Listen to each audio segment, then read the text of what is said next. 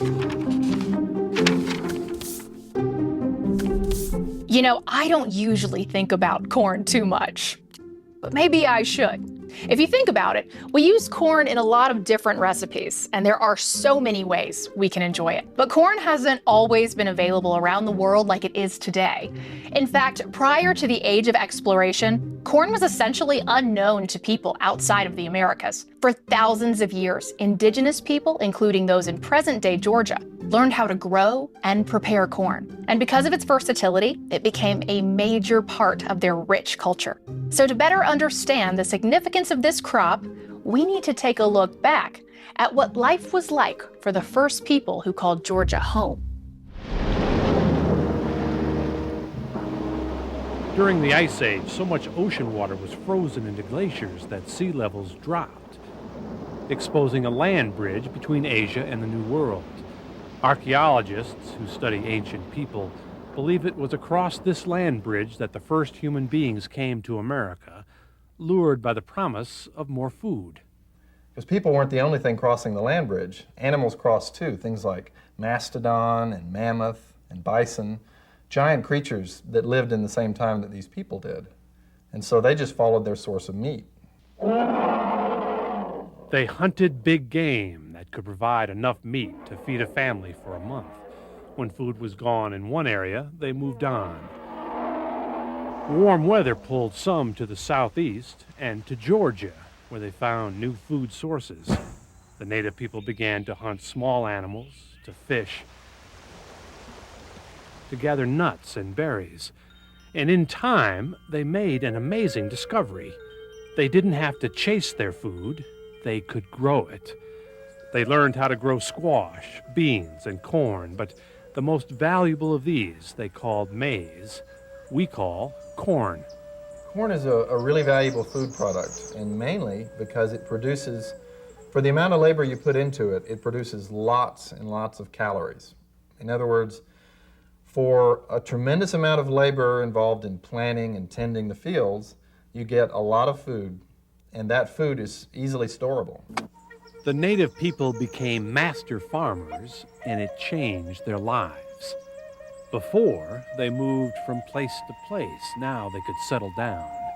Before, they traveled in small groups. Now they lived in large villages. Before, they worried about their next meal. Now they had plenty to eat. No wonder the Indians considered corn a gift from God. Even today, their biggest festival celebrates the first harvest of the summer. The green corn ceremony is days and nights filled with fasting and feasting, song and dance.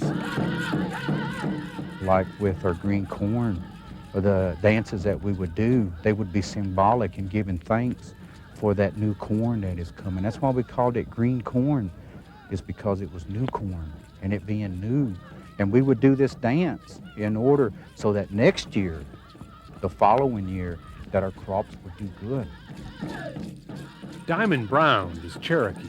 He likes to come to the top of Georgia's Stone Mountain, where his ancestors would have come long ago to pray to the Creator. He and his daughters perform native dances. The jingle dance, the fancy shawl dance, the warrior's dance. But these are not the green corn dances. Those dances are a form of prayer, considered to be so sacred that few outsiders have ever seen them. Diamond Brown teaches his girls the ancient ways, but he feels those customs must stay among his people. We have a hard time in keeping our culture alive and keeping our traditions alive. And what happens is when we share these things, the reason why that the outsiders, I would say, are not invited is because we need to hang on to our own cultures. We need to keep that alive among our own people. Corn was like gold to the early Indians. It allowed them to live together in big, permanent villages. And when you stay in one place for generations, everything changes. People became very sophisticated. They developed elaborate religious ceremonies, beautiful artwork. And corn gave village leaders power and status like never before, because someone had to settle disputes. Someone had to divide the community corn, and someone had to organize all the labor. That someone was the chief. Can you imagine on some of the days here at Etowah where there were big ceremonies being held, a group of very powerful chiefs walking up these steps, all dressed in feathers and painted? Must have been something to see, don't you think?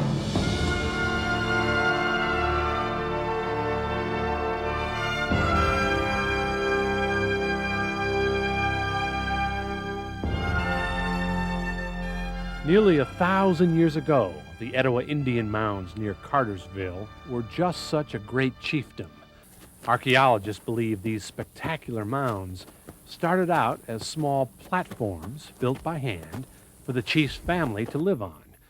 When the chief died, it was customary to tear down his house, add another layer of dirt, and build a new house for the new chief right on top.